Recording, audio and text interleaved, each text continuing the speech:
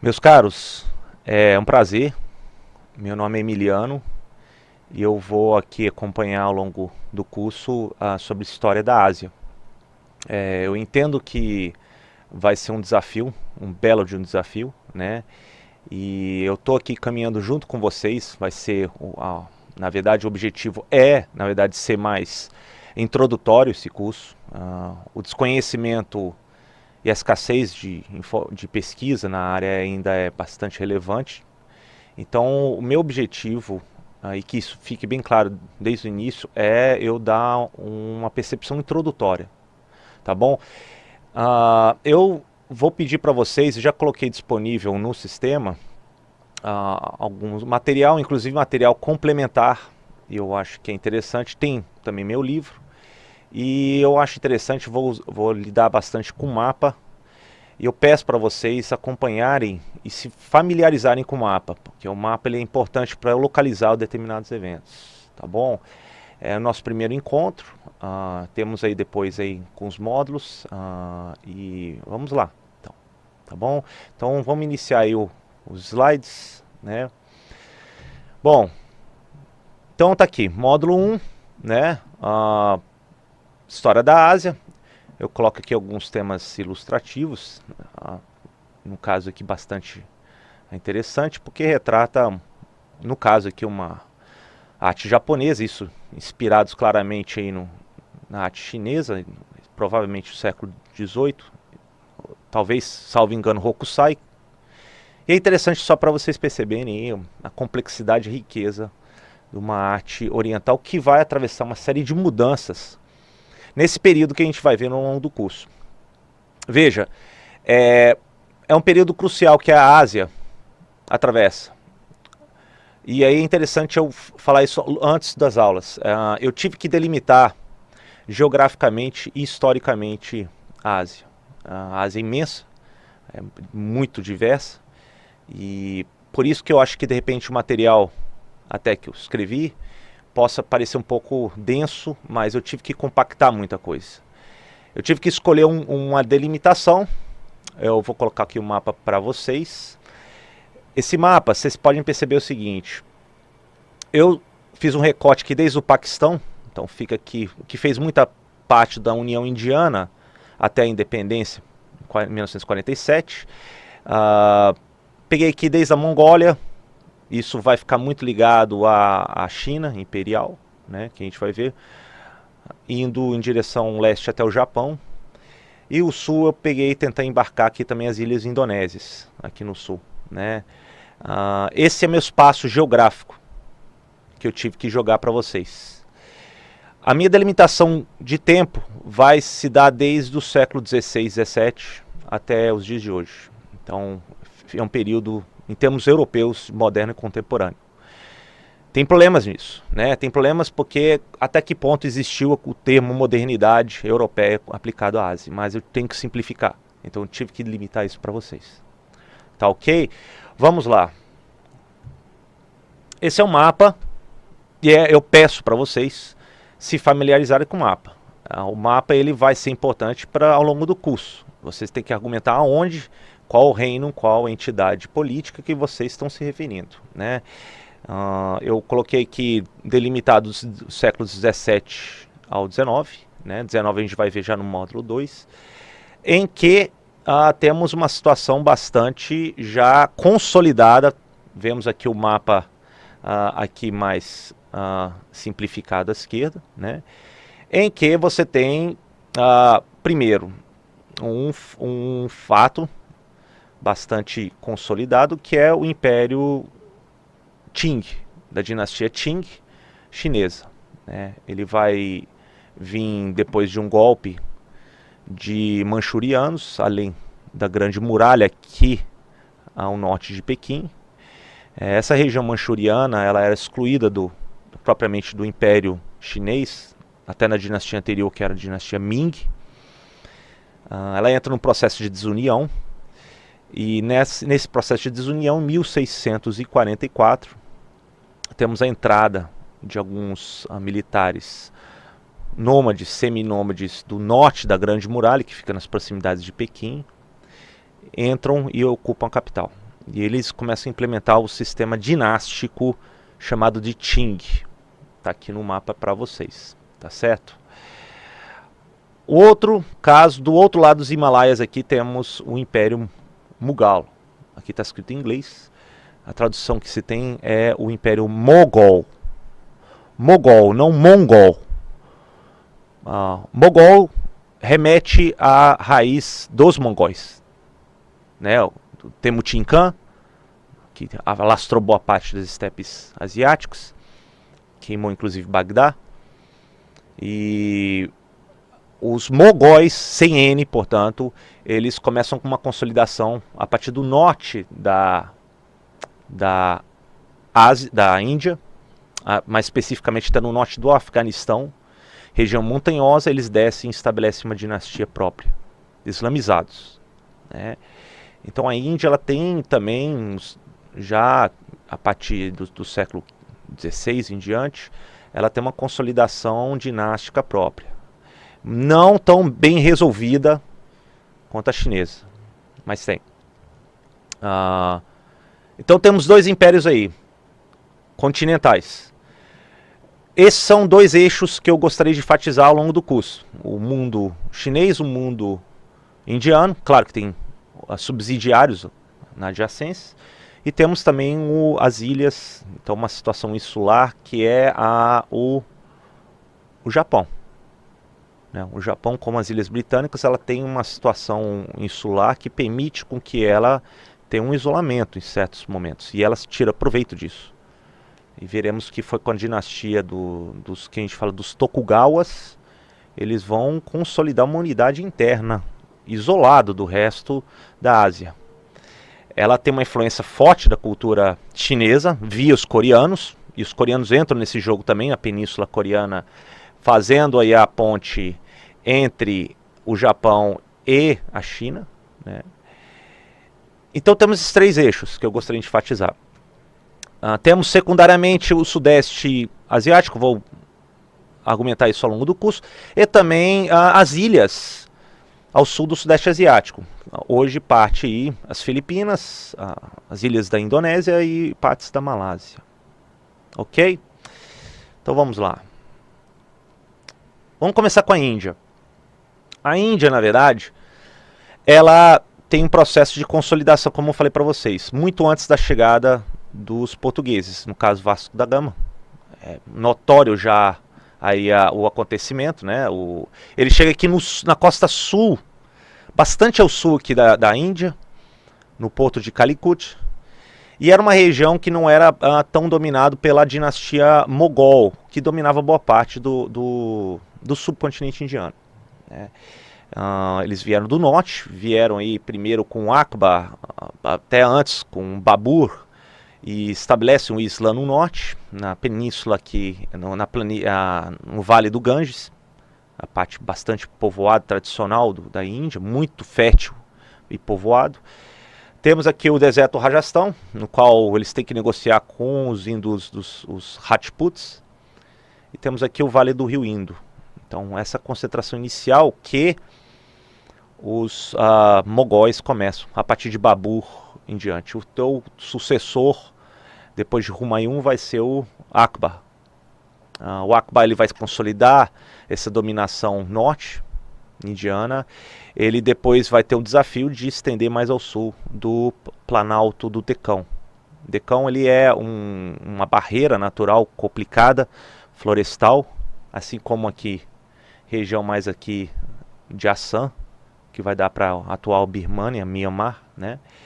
E bem ao sul ali, vocês percebem que não está colorido nem vermelho nem azul.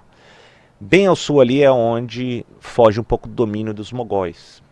E é ali que Vasco da Gama identifica uma oportunidade. É uma navegação de longo curso que os portugueses empreendem, fazem o contorno do continente africano e ali estabelece contato com a liderança local, né? E aí começa a ter uma ligação marítima direta dos produtos indianos, que são formidáveis. Isso já era conhecido na Idade Média Europeia. E aí os portugueses identificam como quebrar a ligação terrestre desses produtos vindos da China, da Índia, para os mercados europeus. Então, uma novidade. Né? Eles sabem desse trunfo estratégico, se utilizam disso, e é a primeira grande entrada de estrangeiros ocidentais, porque tem estrangeiros de outros lugares no subcontinente indiano. Então esse é um ato, talvez, inicial de desmudança na Ásia. No início muito tímido. Eles não têm, a percepção não é de grande desafio. Né? Eles tinham um objetivo mais comercial, que ao longo do tempo isso vai ganhar monta. E vai desestruturar até politicamente todo o subcontinente indiano e outras partes da Ásia. Na perspectiva indiana, a gente tem aí então uma consolidação já até o final do século XVII e início de XVIII, os mogóis. E não é uma regra a Índia ser unificada. Ao contrário da China, que conseguiu estabelecer boa parte da sua história uma unidade imperial, depois de Cristo, a Índia não. A Índia, na verdade, ela é tão diversificada, como sabemos até hoje, temos étnicos, culturais, religiosos e linguísticos, que é difícil uma unidade política. E se houvesse uma unidade política, tinha que lidar com isso, de como ter uma tolerância diante da diversidade. Os muçulmanos entendem isso, os mogóis, e negociam com lideranças hindus, os budistas, que muitos vão para adentrar ali o sudeste asiático via marítima ou do outro lado dos Himalaias e chegam nas terras chinesas, né? E então a gente tem um certo processo de consolidação de unidade, isso é extraordinário no mundo indiano, quando os portugueses começam a entrar, né? Temos um domínio muçulmano gradativo, direto, vai se aliando e se estabelecendo, perdurando quase que sem grandes traumas aí até o final do reinado do imperador mogol Aurangzeb, aqui que eu botei para vocês, né?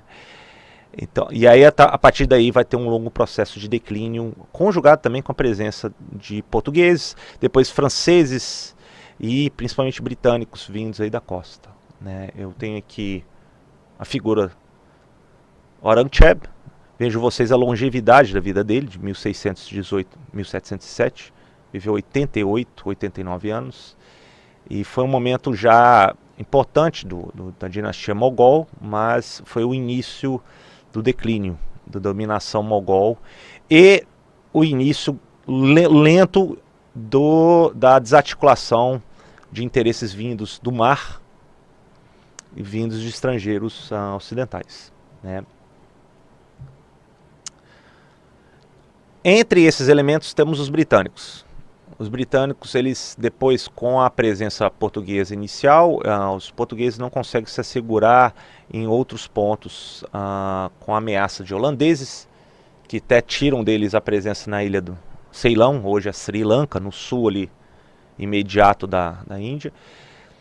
Temos a presença dos franceses, que vão entrar em embate, inclusive, com os britânicos, via aliados locais na Índia, e temos os britânicos. Os britânicos, eles têm uma presença inicial já na época da Rainha Elizabeth I, né? Ganham até inclusive de presente de casamento dos portugueses a região de Bombaim, hoje a gente fala de Mumbai, na costa aí ocidental da Índia, e a partir dali eles começam a estabelecer claramente seu domínio comercial, marítimo, que vai ganhando monta, e a partir daí eles vão começando a ter uma presença maior no subcontinente. Eles fundam uma companhia de monopólio. Os portugueses, holandeses, franceses também tinham na época, no caso das Índias Orientais Britânicas. No livro eu boto muito CIOB, porque eu falo muitas vezes, então eu pego a sigla aí. Já no final do 17, eles chegam a identificar uma presença muito boa ali na foz do Rio Ganges, na região de Kolkata, né, Calcutá ali. Então vou botar aqui o mapa para a gente tentar chegar aqui. Essa região aqui onde o Ganges, o rio mais sagrado dos indianos, dos hindus nem se fala, ele desembarca aqui nessa região. Hoje essa região, obrigado Léo, aqui essa região é Bangladesh. É uma foz enorme desse rio, e aqui eles identificam uma oportunidade de ocuparem Calcutá. Tem inclusive a batalha com Lord Clive, estabelecem aqui a sede da Companhia das Índias Orientais, e eles sabem o valor estratégico de controlar a foz de um rio grande como o Ganges, né? Eu até pego aí, pode botar o slide outra vez, obrigado. E eles sabem a estratégia como, no caso, os portugueses fizeram aqui no Brasil, controlar a foz do rio Amazonas. É um trunfo estratégico isso. Você controla toda a saída dos recursos da comunicação interiorana, essa foz. Então ali foi um trunfo para eles, né? Eles investem toda a tua energia ali, a energia comercial. Depois eles vão gradativamente erodindo com alianças de lideranças locais, indianas, e começa a enfraquecer gradativamente a dinastia dos mogóis na Índia. Uma batalha decisiva vai ser, como eu disse, do Lord Clive, a Batalha de Plassey em 1757. Ali você já tem um período claro de contestação britânica via aliados locais contra a dinastia dos mongóis. A partir daí vai virar quase que uma colônia comercial e depois política no século XIX a Índia. Aí tem um retrato aqui na foz do Ganges, aqui na Índia, e temos um quadro aqui do Plassey, na vitória de Plassey, com Lord Clive negociando com lideranças locais, o Nabab aqui de Bengala. Na China, temos uma situação também interessante. Temos uma unificação sendo consolidada desde 1644 até 1644. Tem a queda de uma dinastia Ming tradicional, vem de fora daqui dessa região mais ao norte da Grande Muralha, essa região da Manchúria aqui, né? Eles atravessam essa região, é daí onde vêm os manchus, e eles ocupam a capital, Pequim, aqui no norte, e estabelecem uma dinastia própria. É claro que isso não vai ser rápido, isso vai demorar alguns 30, 40 anos, até consolidarem todo o seu domínio na vastidão chinesa. Depois eles partem mais em direção aqui a oeste, no Planalto Tibetano, e em cima dos mongóis. Mongóis que eles têm certo parentesco linguístico, mas um pouco afastado. E aí ocupam... eu coloquei aqui, na verdade, a máxima extensão da dinastia Qing. Em 1820, isso foi depois do imperador Qianlong. E aqui você quase que coincide muitas vezes com a atual configuração territorial da China atual, né? Então é uma diversidade enorme, só que aqui você tem uma tradição chinesa, via as dinastias, de unidade. Você tem uma cultura escrita, religiões, crenças e toda uma estrutura política, ideológica bastante já consolidada chinesa. Isso eu estou comparando com a Índia, que eu estava falando antes. Então temos, inclusive isso vai muito além das fronteiras. A cultura chinesa, até hoje você percebe isso, vai muito além. Eles têm presença toda a região da fronteira, que eles chamam Xinjiang, né? Que são muito islamizados, uigures. Você tem uma imposição em cima dos tibetanos, lamaístas, budistas. Você tem uma relação de até tributo com reinos ao sul, com o atual Tailândia, mas antes era o Sião, a Birmânia, né? Também ao sul, Nepal, Butão, já nos Himalaias, e na Península Coreana, que são tributários de maneira comercial, simbólica, não tão efetivo, mas sofre uma influência muito forte da escrita chinesa e do confucionismo, que vai pautar toda a unidade política chinesa. O budismo também entra nisso. Na verdade, certas vezes ele até compete, ganha certa popularidade no interior da China, vai para a Península Coreana e até atravessa, via a Península Coreana, influencia a cultura japonesa, né? Então temos a ascensão dos Qings na China, desde 1644, com a coroação aí do Shunxi, né, figurado aí, encerrando a anterioridade Ming, né? Um dos seus sucessores, o Kangxi, um dos momentos auges aí dos Qings, vai viver um período de paz e de ordem Qing ao longo. Ele consolida a expansão na região norte, o centro político dos Qings, vai em direção à Mongólia, um pouco mais ao interior, e consegue chegar até o Planalto Tibetano e, inclusive, incorpora não somente o sul da China, ao longo do Rio das Pérolas e ao longo do rio Yangtze, como também na ilha de Taiwan, né? Depois, sob Qianlong, sucessor do Kangxi, você tem aí o auge, né? Você tem também, também é interessante observar que você tem contato com os bárbaros dos mares, ou os bárbaros do sul, que eles falavam, barbudos, de coloração, cabelo mais clara ou se não vermelha, e eles eram vistos como bárbaros, eram diferentes. Você tem claro que teve contatos anteriores, os portugueses foram rápidos em perceber isso, estabeleceram uma presença na ilha de Macau, ali lá no sul da costa chinesa, nessa região aqui próximo do Hong Kong, e você tem a foz do Rio das Pérolas, que se fala aqui. É a região que a gente fala de Cantão, Guangzhou, né? E aqui era o porto comercial de abertura do reino dos Qings para o mundo. Então, por isso que sempre é uma concentração, uma disputa aqui de ter uma presença dos europeus nessa região ao longo do 18, 19 em diante, né, do século.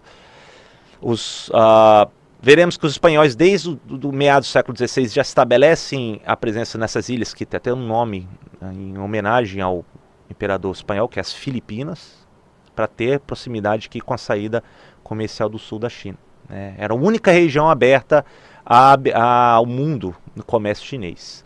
E era muita coisa demandada pelo mundo. Você tinha sedas, você tinha porcelana, você tinha um chá chinês indubitavelmente muito valorizado, os trabalhos de laqueados, né, entre outros. Então o jade. Então você tinha inúmeros produtos que eram demandados e os ocidentais tinham pouco a ofertar. Um problema, porque o que eles podiam pagar e que interessava apenas aos chineses era prata. E aí veio o continente americano nisso. O continente americano forneceu boa parte da prata que era demandado pela China Qing, né, até aí do século XIX. Então era com a prata que os espanhóis, os portugueses, os britânicos pagavam os produtos demandados. Via aqui a foz do Rio das Pérolas. Então temos um momento inicial aqui. Isso aqui é até para retratar a diferença não somente política, como também cultural, que vai se dar entre dois mundos tão distantes ainda, que estão tentando, que vai resultar em uma certa diferenças explosivas, né, que vai resultar na guerra as guerras do ópio no século XIX. Como a embaixada do enviado britânico, Lord Macartney, aqui já no final do século XVIII, desculpa, né? É uma audiência que foi complicada. O Macartney, ele leva já uma mensagem de Jorge III reivindicando uma abertura maior e contato direto com o imperador, o filho do céu, né, o imperador chinês, e é recusado. Isso inicialmente. Ele é obrigado a se prostrar no chão, como manda o protocolo imperial chinês, e ele se recusa a fazer o kowtow, né? Isso já começa a apresentar problemas culturais, de práticas políticas entre os dois reinos, né? Mesmo porque os estrangeiros eram vistos primeiros pelos chineses como bárbaros. Eles não eram considerados iguais, então como é que você tem uma audiência de igual para igual entre duas realidades tão diferentes? Os chineses sempre se consideravam como o império do meio. Isso, se vocês pegarem até o nome China, hoje o primeiro caractere ele remete o meio. E ali quem era ao redor deles, geralmente não eram povos considerados iguais. Eles eram considerados inferiores ou até como tributários. Eles tinham contatos com europeus via os russos ao norte, mas isso era muito esporádico, né? Depois, quando vieram os britânicos, a presença foi maior. Isso vai se mostrar problemático ao longo do século XIX. A gente vai ver isso no módulo 2. Mas, por enquanto, o que interessava era ter uma presença marcada, permanente, na saída comercial no sul da China, que era na região de Cantão. né, na saída do Rio das Pérolas. Temos aqui o retrato à esquerda do Qianlong, até o Castiglione, um grande artista italiano, pintou o Qianlong. E temos aqui um retrato da audiência depois do Macquarie com o próprio imperador. Esse aqui foi bastante problemático e marca de repente o início dos conflitos que vão se avolumar da Grã-Bretanha e os europeus com os chineses, né? As percepções então eram muito diferentes. A China se situava imperialmente sobre o restante de toda a região, né? Os protocolos condutos eram completamente próprios, inclusive na exigência de países, reinos locais, como eu falei, a Birmânia, o Sião, que hoje é a Tailândia, a Península Coreana, até o Japão em certas partes, eles remetem tributos não tão volumosos, mas entendem que são todos tributários, de certa maneira, do Filho do Céu, o Imperador Qing, né? Estrangeiros não entendem isso, eles não se inserem nesse quadro, né?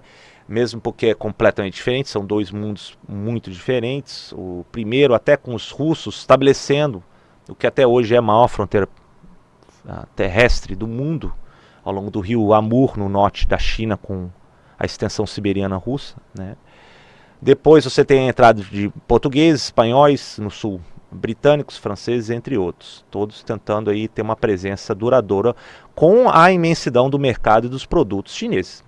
Não é de hoje que a China sempre foi prezada como o maior prêmio do mercado global. Ali eles já entenderam e tiveram que lidar com uma situação bastante complexa. No caso ali, era muito difícil quebrar a unidade Qing, coisa que os britânicos, os franceses conseguiram fazer melhor e mais cedo na Índia.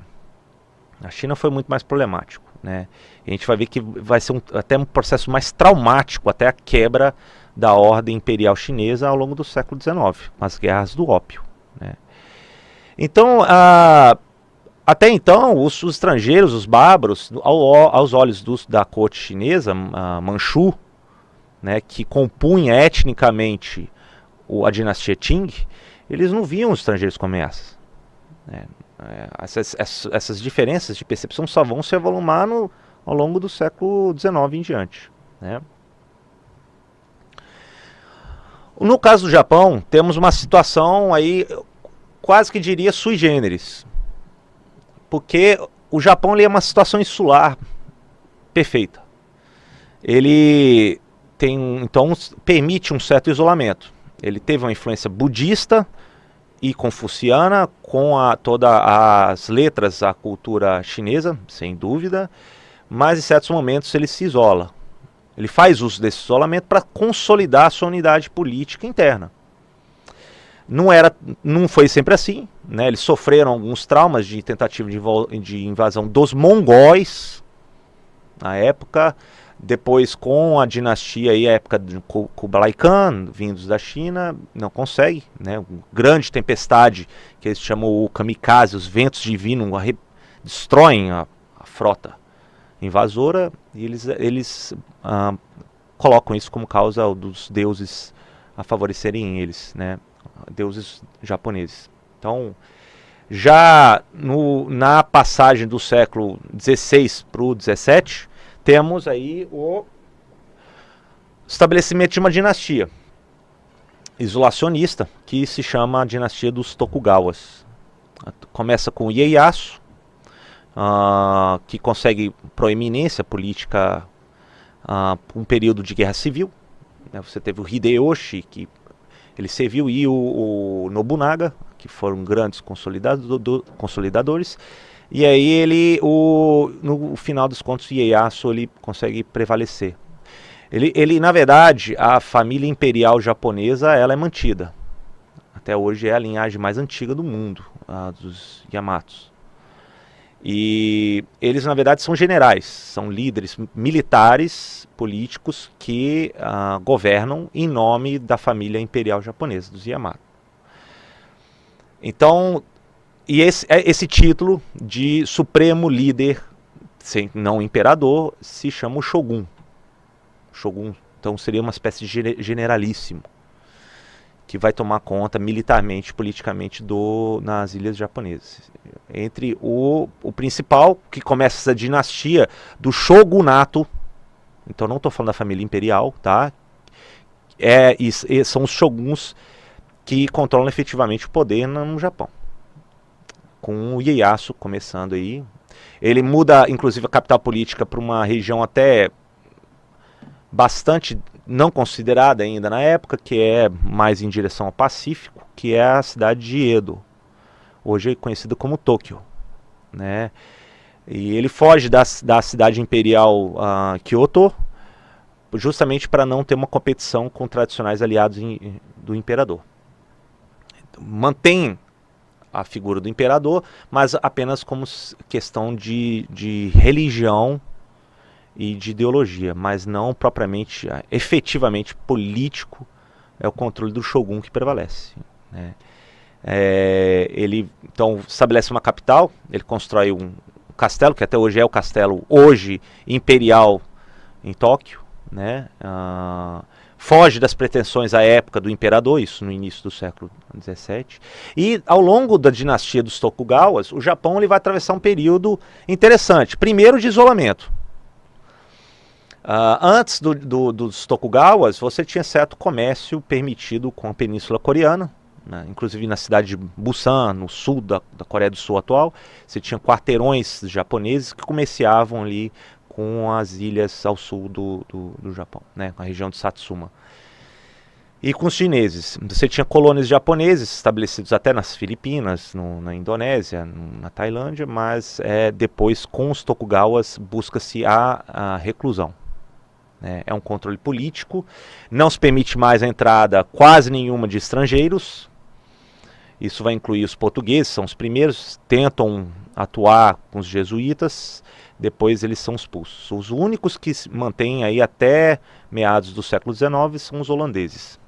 Fazem um pacto, os holandeses eles trazem novidades, produtos, mas eles são muito reclusos ali numa ilha, a ilha de Deshima, próximos ali de Nagasaki. Está escrito ali embaixo Kagasaki, mas é Nagasaki, tá? Eu escrevi errado ali, na costa sul das ilhas japonesas. Então, foi um período de isolamento e de consolidação. A presença estrangeira era vista com desconfiança e ela foi afastada. Isso já no início do período da dinastia dos Tokugawas, né? Veja que tem uma tensão que vai se avolumando ao longo do tempo na história japonesa. Temos aqui à esquerda o retrato do Shogun Ieyasu, dos Tokugawas, e um retrato até japonês dos holandeses, aqui na ilha de Teshima, à direita, né?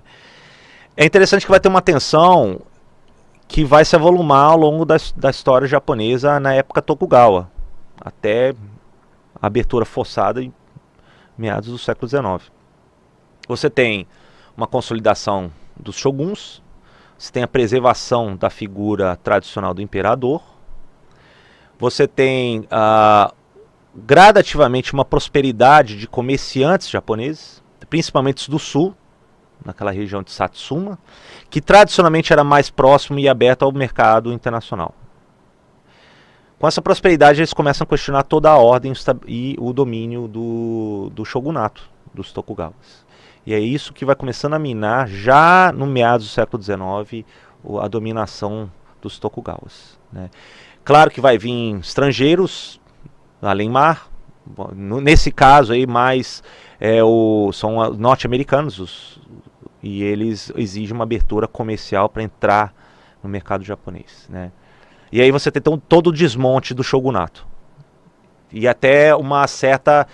Se houve uma abertura forçada do shogunato, dos Tokugawas, você, com a chegada dos americanos, sob o comando do Commodore Perry, em 1853, você tem uma mudança de todo esse jogo de hegemonia. Você tem comerciantes querendo ter maior voz política no Japão, buscando a figura do imperador novamente, a sair da sua situação apenas simbólica.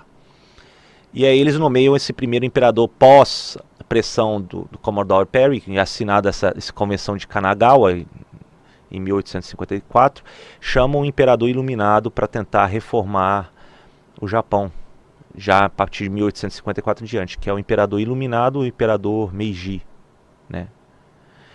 Então, aí sim, vai ter todo o desmonte da tradicional sociedade japonesa, ao mesmo tempo que empreendem reformas econômicas industriais significativas, né? Isso a gente vai ver depois no módulo 2. Uma série de efervescência vai tomar conta do Japão, mas o que antes da chegada do Meiji ao poder, ou seja, antes do meados do século XIX, você tem uma consolidação muito bem feita e uma paz que prevaleceu em boa parte das ilhas japonesas. Isso foi interessante porque desmontou o que antes dos Tokugawas existia, que era a dominação não somente do imperador, mas também com aliados de senhores latifundiários, que são os daimyos. E os daimyos tinham a sociedade japonesa era organizada por estratos, por castas, né? Uma dessas castas que servia os daimyos nas terras era uma casta dos guerreiros, que eram os samurais. E quando os Tokugawas entram em cena, ele começa a desarticular o poderio dos daimyos, os senhores latifundiários, justamente para ter um controle centralizado na cidade de Edo, né, ou de Tóquio, atual. Eles exigem que eles fiquem boa parte do ano na capital imperial, a capital Edo, e a casta dos guerreiros que serviam os daimyos, eles tinham que ter presença obrigatória em Edo. Mas eles não têm muita função. Não tem muita função. Primeiro que eles não estão próximos aos senhores a quem eles serviam e pagavam, com estipêndios. Segundo que eles ficam ociosos na capital, né, Edo, na época. Edo, já na passagem do 18 para o 19, é a maior cidade do mundo. Né, chega a mais de 1 milhão de habitantes. Considerando que Paris ainda mal tinha 500 mil de habitantes, Edo já era maior. Justamente porque exigia com que a casta dos guerreiros, comerciantes começam a ir para lá, os senhores latifundiários, daimyos e a própria figura do shogunato, todo mundo se concentrava ali em Edo. E aí você tem um desenvolvimento urbano, cultural bastante interessante na cidade de Edo, né?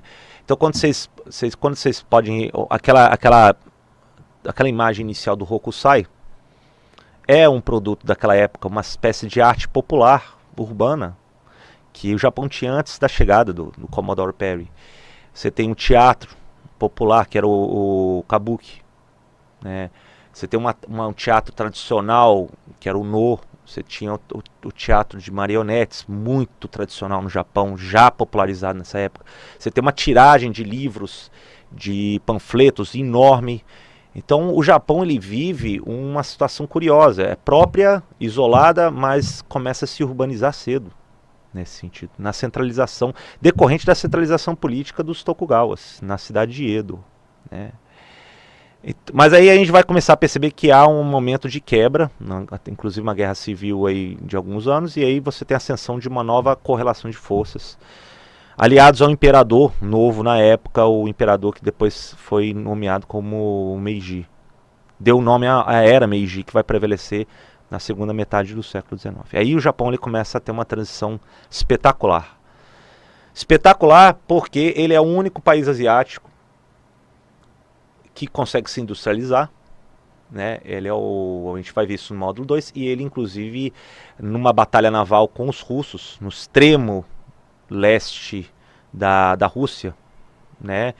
Eles derrotam a frota russa em 1905. E é a primeira nação, aos olhos dos europeus ocidentais, a primeira nação do que eles falavam à época, raça amarela, que derrotava desde os mongóis europeus.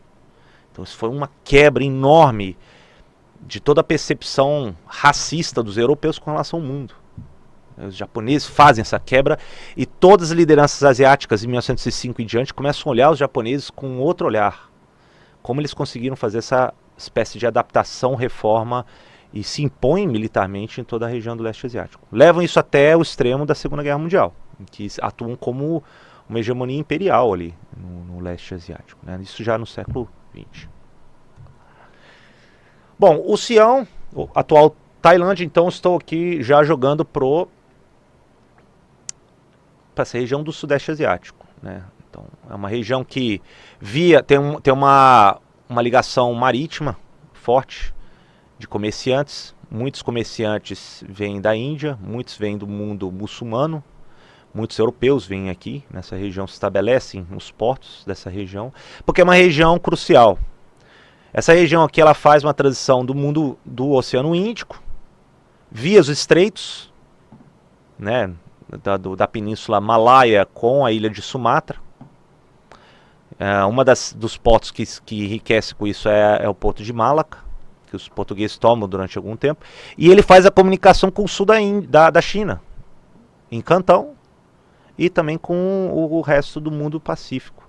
Então uma região de crucial presença estratégica, né, que vai ser disputado ao longo do século XIX. Até então você tinha presença vindos dos mares islâmicos, né, então cidades portuárias aqui nas ilhas da Indonésia e da Malásia tem presença muçulmana, muito antes da chegada dos portugueses. Antes até mesmo já tinha presença de budistas fugindo da Índia, e estabelece uma presença cultural junto com hinduístas anteriores aqui. Então tá aí, de repente vocês podem já observar que existe aquele complexo de templos de Angkor no Camboja. Ele é desse período anterior de dominação budista e hinduísta, antes da chegada dos islâmicos e também dos europeus.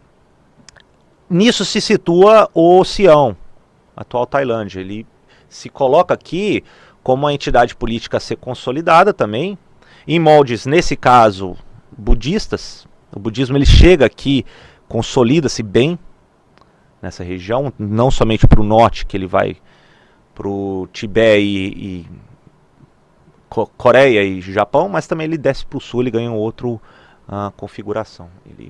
Então você tem um estabelecimento de um reino, nesse caso de longa data, mas aí a dinastia Chakra ela vai fugindo de ataques dos bimaneses vindos aí do oeste. Ele estabelece uma nova capital ao longo do rio Chao Phraya, em Bangkok atual, né?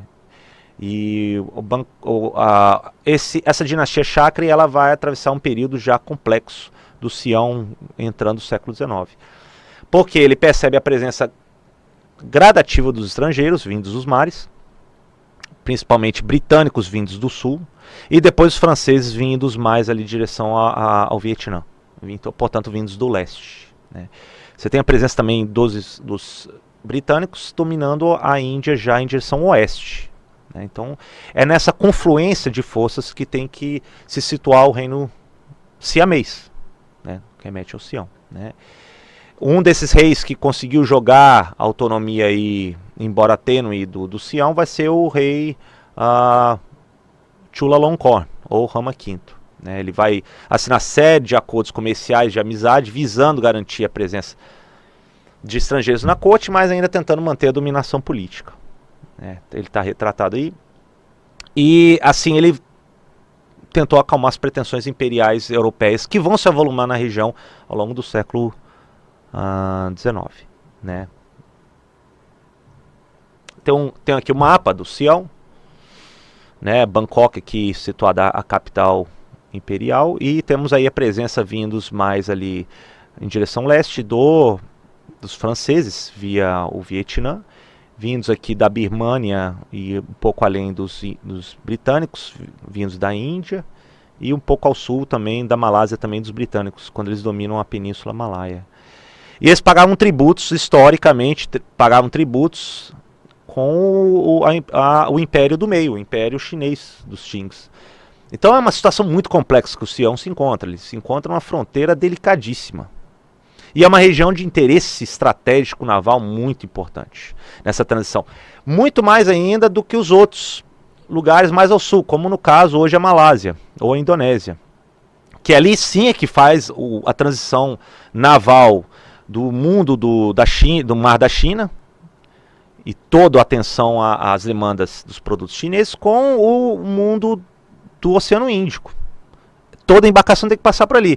Não é à toa que você hoje vê o porto de Singapura é uma das cidades dos países mais ricos hoje. Tal é a quantidade de embarcações que passam ali pelos estreitos no Sudeste Asiático. Então toda a região das ilhas do Sudeste Asiático ela entra nesse contexto até o século XIX. Ela interessa pela via comercial e estratégica, né? Os primeiros que chegam, os europeus, são os portugueses. Alfonso de Albuquerque, ele já estabelece, ele domina até durante o período o Porto de Malaca, um grande trunfo que faz a transição dos estreitos, né? Depois aí temos a ambição de outros europeus nessa região. Os holandeses, eles criam uma companhia das Índias Orientais deles. Eles percebem de onde vem boa parte dos produtos lucrativos no mercado internacional. Canela, noz da Índia, noz moscada, desculpa, especiarias diversas, que vêm de algumas ilhas, inclusive da Indonésia atual. Atuam e conseguem expulsar inclusive os portugueses dessa região já no final do século XVI. Os portugueses mantêm alguma presença em Macau, mais ao norte, mas aí eles são retirados boa parte ali das regiões das ilhas do Sudeste Asiático, né? Os espanhóis também têm uma presença, eu falei para vocês, nas Filipinas. Eles querem estar próximo aos produtos e ao mercado que o sul da China e as ilhas do Sudeste Asiático oferece ao mundo, né? Pagam com a prataria do continente americano e conseguem aí os produtos demandados no mercado internacional, né? Todos eles então almejam ter presença na região, seja os produtos ou até nessa passagem naval entre o mundo índico e o mundo chinês, né? E uma das ilhas principais que os holandeses estabelecem é a ilha de Java, onde hoje se situa a capital da Indonésia, Jakarta. Essa ilha, ela Tem como você colocar o mapa, Léo, para mim, da tela inteira? Obrigado. Temos aqui, um pouco mais embaixo aqui, a ilha as ilhas da Indonésia. A Indonésia, assim como Malásia, ela é um conjunto magnífico de ilhas, como as Filipinas também. E uma das ilhas aqui mais embaixo, você tem a ilha de Java, né? E a ilha de Java é uma ilha de importância fundamental, porque ali você tem uma excepcional fertilidade do solo. É um solo negro, é um solo vulcânico. Você tem aí 3, 4 safras por ano. E os holandeses, eles percebem a importância disso. Então estabelece ali um interesse das Companhias das Índias Orientais nessa região. Depois eles vão dominando a presença da companhia pelas outras ilhas indonésias, né? Os britânicos não, os britânicos eles decidem concentrar no que hoje é a Malásia. Então tá a coloração um pouco mais diferente aqui, no norte da ilha de Bornéu aqui, nesse caso, né? E também nessa península, que é a Península Malaia, faz parte da Malásia. E eles controlam o Porto de Malaca, que hoje é cidade histórica na Malásia atual. E lá na pontinha, bem no sul da Península Malaia, não sei se vocês vão conseguir ver, tem a Singapura. É um porto que faz a transição perfeita dos estreitos com o restante do mar da China meridional, né? Então, o jogo é esse. O jogo é os britânicos querem ter uma presença naval estratégica, e os holandeses concentrando um pouco mais ao sul, em cima dos produtos e do trunfo naval estratégico. Os portugueses já têm uma presença tradicional aqui na foz do Rio das Pérolas, né? Uma região próximos a Cantão, que é o Macau. Depois a gente vai ver a ilha de Hong Kong vai ser dominado pelos britânicos, né? Os holandeses em certo período eles têm uma presença nessa ilha que se chama Taiwan, mas aí depois os chineses e outros piratas conseguem arrancar a dominação holandesa da ilha de Taiwan. Os espanhóis, como eu disse, já têm uma presença nas Filipinas. Ou seja, é um grande jogo. Pode tirar o mapa para mim, por favor, Léo. Obrigado. É um grande jogo que está acontecendo em toda a região do Sudeste Asiático. É um jogo estratégico e inicialmente de teor bastante comercial, né? E é isso que se situa os interesses estrangeiros nessa região da Ásia. E então o que a gente vai percebendo, até trouxe um outro mapa aqui para vocês. Isso já como é que as colônias se situam já no final do século XIX. Então isso aqui já é um processo avançado. veremos isso no módulo 2, é que a presença birmanesa via os britânicos em toda essa região aqui a leste da Índia. O Sião mantém-se, de certa maneira, independente ao longo do século XIX, embora com certas críticas. Aqui na Malaya, que também inclui o norte do Bornéu e vira Malásia, os britânicos dominam, né? Mais ao sul, os holandeses, nas ilhas da Indonésia, claro que com alguns aliados locais, mas da ilha de Java a concentração é muito forte dos holandeses na Companhia das Índias Orientais, estendendo até a ilha da Nova Guiné, inclusive. Os espanhóis nas Filipinas fazem uso pesado, inclusive, da Igreja Católica, tentar dominar a principal ilha, a ilha de Luzon, onde se situa Manila. Ao sul, eles têm uma presença islâmica, no sul das Filipinas, Mindanao e Sulu, né? E a presença portuguesa em Macau, dos britânicos na ilha de Hong Kong, tudo interessado no acesso comercial aí no Império Chinês dos Qings ainda. Os franceses, como eu disse, e a gente vai ver isso também no módulo 2, eles adentram essa região, não perdem o trem das oportunidades e estabelecem primeiro na costa sul do Vietnã, no que foi chamada a época de Conchichina, e depois estabelece mais ao norte em Tonkin e o reino de Annan. E aí adentram as custas do império do reino do Sião, engolindo partes do Camboja e do Laos atual. E todos eles miram, isso é importante perceber, todos eles miram a uma presença com as demandas dos produtos chineses. Então é um jogo para manter proximidade com os produtos chineses.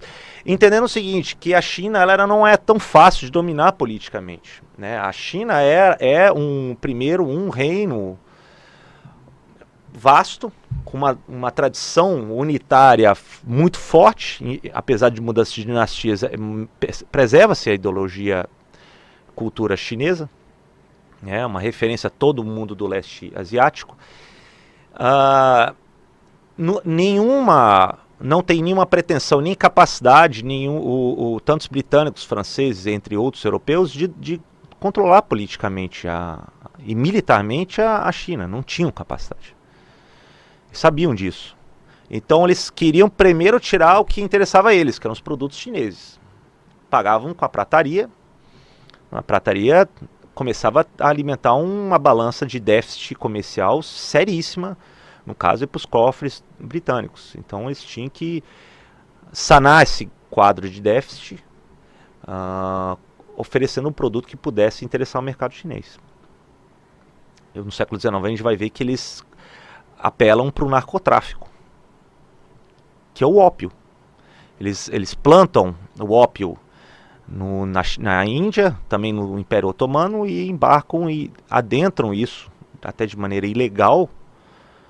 A China é o primeiro país do mundo a proibir o uso do ópio, é considerado uma droga, mas os britânicos eles percebem certos elementos ali na região cantonesa, no sul, na costa de Futian, e até entre a elite e alguns na elite manchu dos Qings, e eles começam a adentrar, contrabandear a venda de ópio no mercado chinês. E isso vai provocar, inclusive, 2 guerras seríssimas ao longo do século XIX. Esse vai ser o início da desestruturação dos Qings, né, da etnia manchu que domina a elite da dinastia Qing. É o fim deles. É fim, inclusive, da fase imperial chinesa. E nisso vai ser extremamente traumático. Vai ser rápido o colapso dos chineses ao longo do XIX. São 2 guerras enormes, com enorme custo social político para a China ao longo do século XIX. Veremos isso no módulo 2. Para atender os interesses de dominação, principalmente comercial e econômico dos europeus. Mas aqui eles agem quase como uma quadrilha, porque eles alimentam uma espécie de narcotráfico para desestruturar um império, um dos mais tradicionais em todo o leste asiático, e depois eles chegam inclusive a provocar a própria queda da dinastia Qing. Já em 1911, 1912, você tem a queda formal, já estava vindo muito antes, mas formal, do período imperial chinês. E isso vai provocar um trauma, inclusive, na percepção dos chineses com relação aos estrangeiros.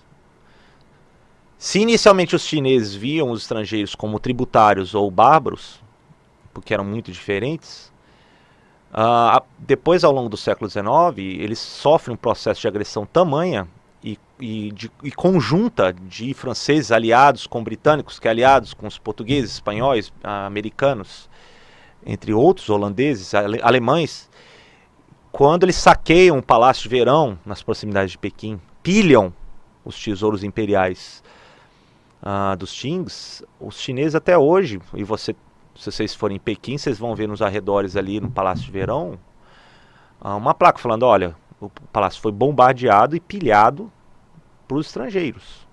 Então hoje você percebe muito do trauma que os chineses enxergam os estrangeiros nessa ótica. Eles foram muito maltratados, para falar o mínimo, né? E é interessante, porque a China, eu já estou até adiantando futuramente a reflexão, mas eu acho que a China é um pivô em todo esse curso. Ela vai ter uma reação a esse trauma ao longo do século XX.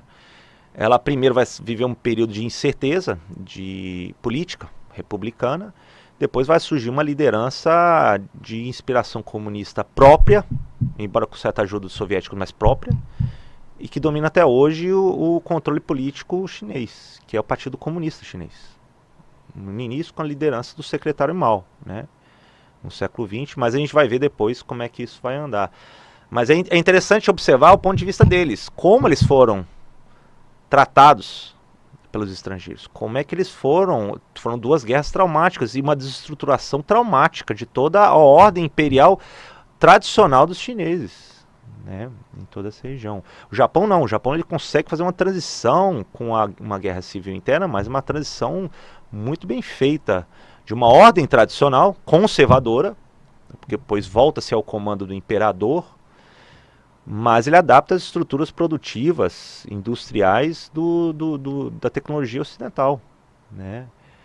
E a Índia também vai sofrer um processo, mas a dominação ali ela é mais longeva dos britânicos, que não aguentam mais as rebeliões que se avolumam em meados do século XIX, com o motim, né, a revolta dos cipaios, que a gente fala, em 1857, e aí eles desenvolvem uma liderança política própria no âmbito do Império Britânico e conseguem até o processo de independência inspiradora, né, com lideranças indianas no século XX, que até na figura do Mohandas Gandhi, né.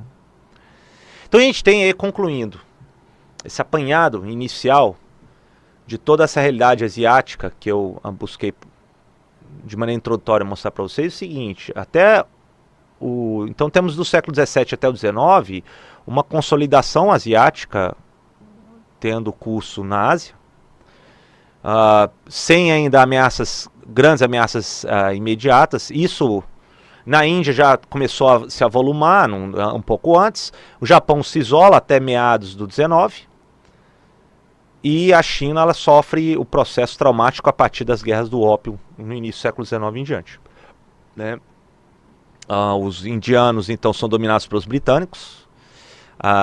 Os britânicos começam a consolidar suas posições a partir da região da Bengala, ali em Cálcuta, né?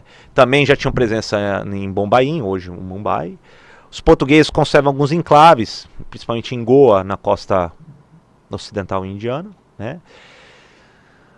Os franceses tentam enfraquecer a hegemonia crescente dos britânicos, não conseguem, né, no subcontinente indiano, e aí são retirados de cena, principalmente depois de Napoleão Bonaparte, né.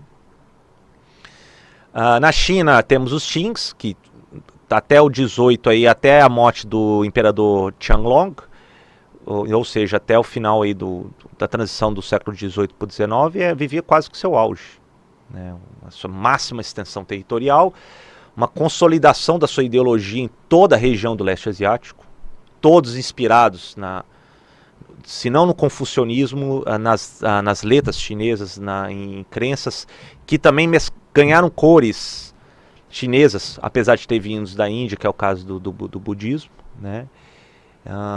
Toda a estrutura do mandarinato, dos concursos públicos regulares, você tinha já estabelecido na China, desde muito antes. Isso fascinou, inclusive, pessoas que eu escrevo até no meu livro, como Voltaire. Como é que pode ter concursos públicos abertos a todos? E você, nisso, aqueles que eram provados nesses exames imperiais, atingia uma classe de elite, de letrados, que organizavam, faziam a burocracia andar, na época dos Qings e até antes, da dinastia Qing. Então, eles ainda não tinham a sua consolidação e claro, era inédita essa ameaça maior vindo dos mares. Eles não tinham essa percepção.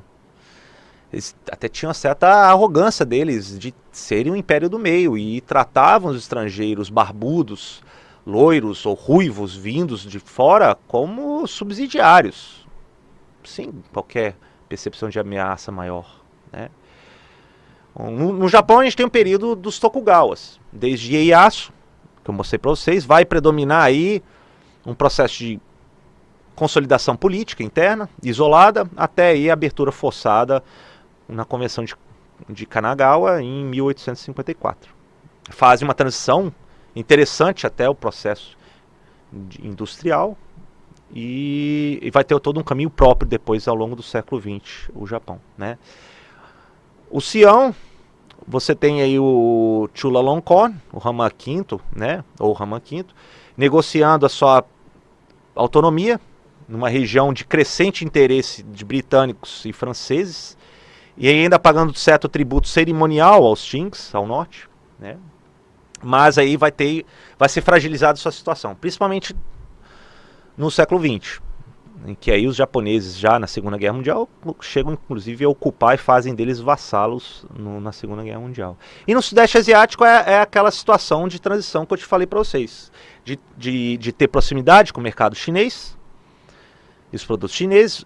Temos também os produtos das ilhas do Sudeste Asiático, que são extremamente rentáveis, e tem a dominação basicamente aí dos espanhóis, das Filipinas. Temos holandeses ali do que hoje é a Indonésia, centrados na ilha de Java, né? Tanto é que Jakarta, o antigo nome de Jakarta era Nova Batávia, você vê até pelo próprio nome, pela presença aí dos holandeses, e os britânicos na região da Malásia atual. Então, o norte de Bornéu e principalmente na Península Malaia, que faz parte continental da Malásia atual. Todos com interesse, claro, estratégico, naval e comercial nessa região. Então, é assim que vai ser o quadro gradativo da dominação imperial estrangeira na Ásia. Você tem, então, um processo, só retomando em últimas palavras, os britânicos na Índia, até quase que o auge já meados do século XIX, né? Você tem o Sião, nessa transição entre os franceses vindos aqui do leste e os britânicos via a Birmânia vindos do leste e também vindos do sul da Malásia. Os holandeses nas ilhas da Indonésia, mais ao sul. Os chineses dos Qings sendo gradativamente erodido a sua dominação dinástica, vindos da costa do sul e também depois aí de Futian e a região norte da China ao longo do século XIX. A Coreia, ela vive um momento também de transição, a gente vai ver isso depois nas aulas posteriores, em que ela é profundamente influenciada pela cultura confuciana vindos da China. Mas em certos momentos, apesar dela ter como Sião uma relação tributária com o trono do céu, dos chineses, ela se isola. Tanto é que durante aí já o século XVIII, XVII, até antes, na dinastia dos Joseon, você tem chamado o período do reino dos eremitas, né? Porque eles se isolam, porque eles temem aí o ataque estrangeiro, até vindos dos Qings, temem a presença dos japoneses que podem vir aqui pela costa do sul das ilhas japonesas, Então eles se isolam, mas eles mantêm um confucionismo bastante puro, mais puro até do que o confucionismo praticado na corte chinesa dos Qings, né? Então eles têm uma ligação alimentadas vindos da China, pagam tributo, só que se isolam durante boa parte. São obrigados a abrir ao estrangeiro já no final do século XIX. Né? É o que consegue até se manter mais tempo isolado nesse jogo imperial dos europeus. E, finalmente, o Japão. Pela situação insular e por decisão da dinastia dos Tokugawas, dos Ieyasu, se isola, né, desde o início do século XVII, comercia quando muito via o sul das ilhas japonesas, com holandeses e ocasionais coreanos, chineses que pudessem vir, mas eles se isolam e consolidam sua unidade política interna. Né. Pode tirar aí o mapa, Léo. Obrigado. Então, é isso que eu iria concluir a apresentação para vocês. Esse aqui é o outro mapa, vocês podem dar uma olhada. Esse mapa já é final do século XIX. Percebam vocês que é muita coisa em jogo, em muitos lugares que vocês devem ter familiaridade no mapa. O material que eu ofereci a vocês, ele está bastante compactado, porque era até o próprio limite que eu devia escrever. E eu conto com a leitura de vocês, não somente o material, mas também algumas leituras complementares que eu indiquei ali no sistema. Né? Então dê uma olhada no material complementar, tá bom? E aí eu fico aqui depois à disposição de vocês aí para tirar dúvidas a respeito. Então aí eu já finalizo com até a apresentação do que a gente vai ver no módulo 2, os encontros e defrontações na Ásia aí, já no século XIX em diante. Tá bom, meus caros?